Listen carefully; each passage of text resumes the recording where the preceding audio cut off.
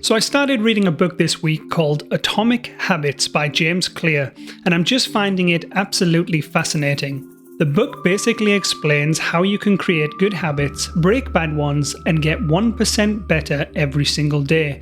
And it's all based around making small, minute, or atomic changes to your habits, adding more of what you consider good and removing the ones you consider bad. I've just read the first couple of chapters so far, but I'm finding the information just absolutely eye-opening, and it speaks really well to me personally. The author starts by explaining that most people don't fail in their ideas or goals because they themselves are the problem, but rather the systems that they have set up for themselves is the actual problem. One of the most thought-provoking lines that I've found so far in this book says that you don't rise to the level of your goals, you fall to the level of your systems. So what does this mean? Well, it means that we can set goals for ourselves. I want to start eating healthy, I want to become a successful business person, I want to become an elite software engineer at a big tech company. But those are just statements and don't really mean much at all.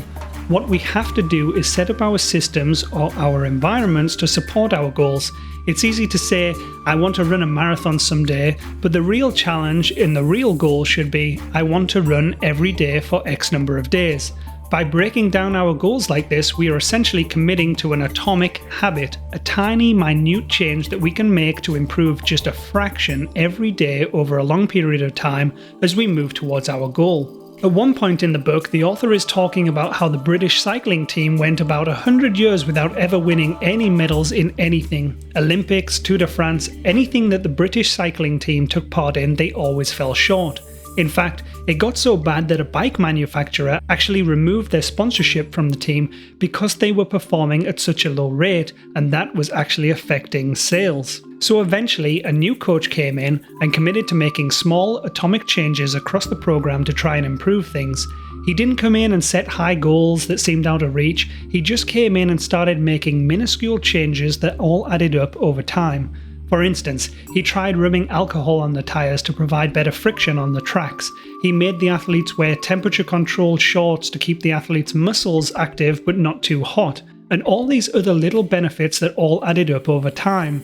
After 5 years of committing to these tiny changes, the team won their first Tour de France, and when the Olympics came to London in 2012, the team won double the amount of medals that the second place team had. This was all just by changing habits during training on the atomic level. So to give more of an idea of what this book is about, James Clear explains his book in these 3 sentences. Number 1. An atomic habit is a regular practice or routine that is not only small and easy to do, but is also the source of incredible power, a component of the system of compound growth. Number 2. Bad habits repeat themselves again and again, not because you don't want to change, but because you have the wrong system for change. Number 3. Changes that seem small and unimportant at first will compound into remarkable results if you're willing to stick with them for years. He also explains that you should be far more concerned with your current trajectory than with your current results. He uses an analogy of a pilot setting off from LAX heading towards New York. He says that if the pilot at the beginning of his journey pivots the nose of his aeroplane just a few yards to the left and continues on the path, he would eventually end up in Washington DC instead of New York, which is about 200 miles away from the target destination. This goes to show that if you slip up and start forming bad habits, even as small as moving the nose of a plane a few yards at the very beginning of the journey, they can have lasting effects way down the line when you're really close to the destination or your goal. That's why it's super important to make sure that what you're doing every single day at the atomic level contributes to who you want to be and the goals that you've set for yourself. Those daily habits add up in the long run and can make or break your dreams, and you need to really pay attention to the system that you're playing a part in. If you're a software engineer, for instance, make sure that you have the opportunities to learn something new every single day, and if you don't, make a change to put yourself in the right trajectory towards achieving your dreams. So, with that, I have a small announcement. One of my goals is to get better at writing code and solving problems quickly, so I'd like to introduce a new series on Tech Talks that I'm going to create. For the next 75 days, I'm going to tackle one problem from the famous or infamous Blind 75.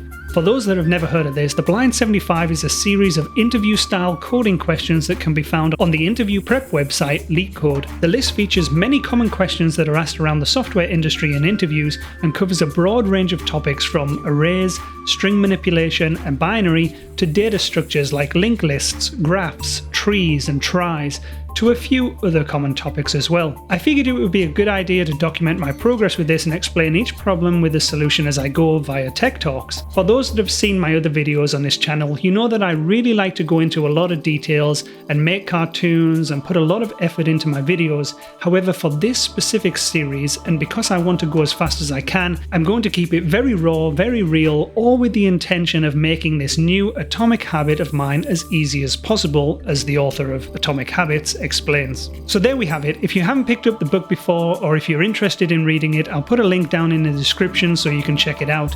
As always, thank you so much for watching, and I hope you enjoyed the series. Please make sure to like and subscribe, and I'll see you tomorrow for day 1 of the Blind 75 challenge.